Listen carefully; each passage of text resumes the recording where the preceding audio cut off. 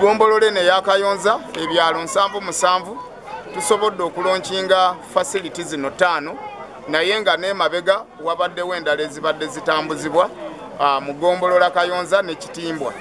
Twagala okulaba nga amazzi amayonjo omulanga guno gutambulira ddala mpaka mu Galiraaya naddala mu bitundu ebisinza okukosebwa nga Bbale, Gayaza, Bugembo, Kasokwe, Kabaku n'ebitundu ebirala byonna ebimalayo Bbale constituency. Kubanga amazzi amayonjo bwe bulamu, twagala okukubiriza n'abataka nti nga bwe tufunye amazzi amayonjo naffe twongeremu obuyonjo.